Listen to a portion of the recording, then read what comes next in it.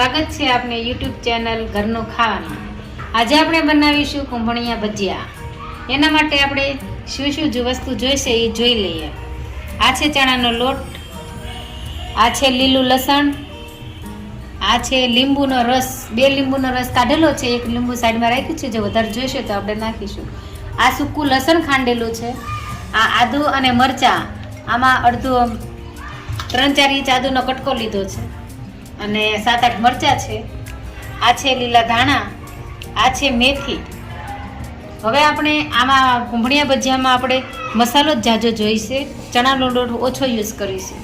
તો હવે પહેલાં આપણે નાખીશું લીલું લસણ, એક તપેલી લઈશું।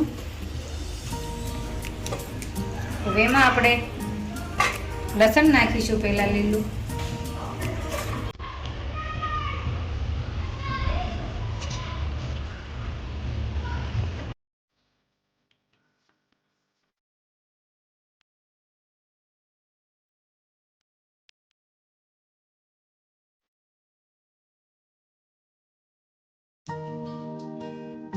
આ ક્વોન્ટિટી મિત્રો 5 વ્યક્તિ માટે છે। આ 250 લીલું લસણ લીધું છે, આપણે 250 લીલા ધાણા લીધા છે। હવે આપણે લીલા ધાણા નાખીશું। કોથમરી આપણે ધાણાને 2-3 પાણીએ ધોઈ લીધા છે। હવે આપણે લસણની મલપા કોથમરી નાખીશું।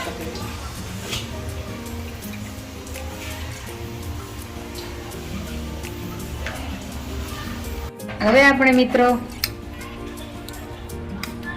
લીલા મરચાં અને આદુ મિક્સ કરીશું।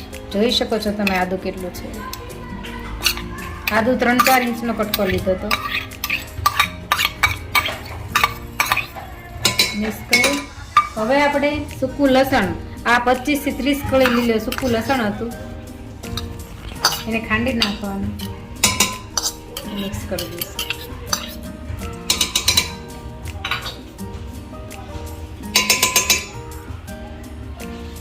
હવે આ મેથી તમારે જો ટેસ્ટ માટે મેથી જેને ભાવે તો નખાય ને ના ભાવે તો ન પણ નખાય, તો બી ચાલે, ના નાખો તો ઓપ્શનમાં છે, આ નાખો કે ન નાખો ચાલે।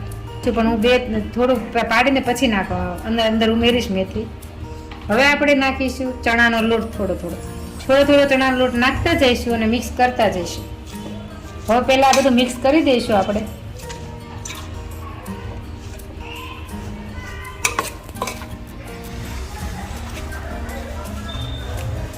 હજી આમાં દૂધી પણ નાખી શકાય મિત્રો, પણ મારી પાસે અત્યારે અવેલેબલ નથી દૂધી, કારણ કે દૂધી નાખો તો તમને ગમે એટલા કુંભણિયા ખાશો તો એસિડિટી નહીં થાય।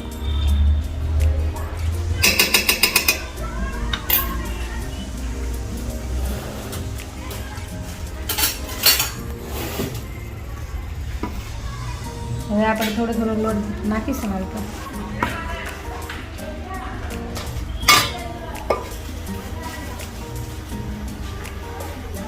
આમાં પાણી બહુ ઓછું જોઈશે,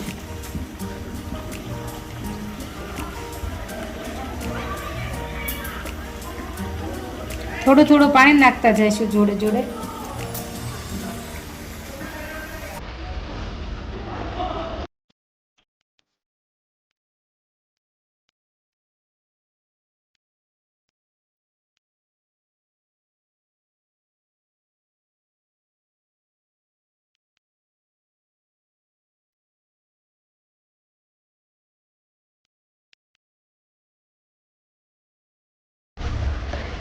તમે જોઈ શકો છો મિત્રો, મેં 250 લોટ જેવો નાખી દીધો છે ચણાનો। હવે આપણે આમાં નાખીશું મીઠું સ્વાદ અનુસાર નાખવાનું છે।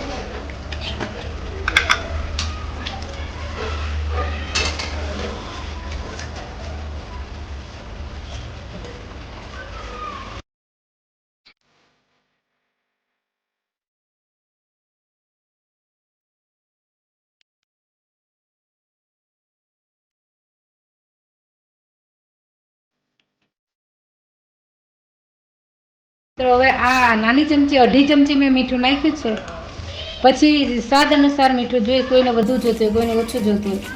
હવે આપણે 2 લીંબુનો રસ જે કાઢેલો છે એ નાખીશું।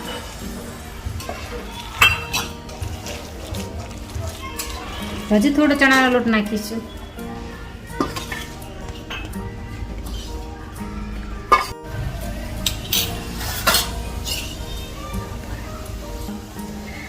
જોઈ શકો છો મિત્રો, આપણું લાડુ મિત્રો હવે આપણું તેલ આવી ગયું છે. આપણે તેલ મૂકી દીધું હતું, બધું મિક્સ કરતા હતા ત્યાં તેલ આવી ગયું છે આપણું.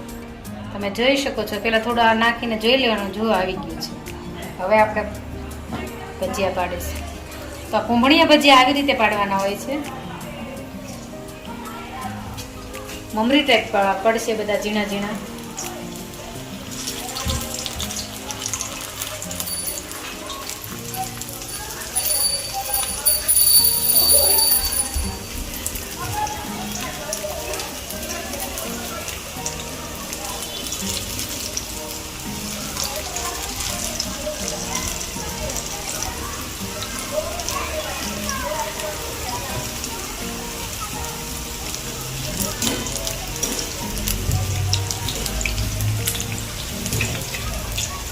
ગેસની ફ્લેમ મીડિયમ રાખવાની છે.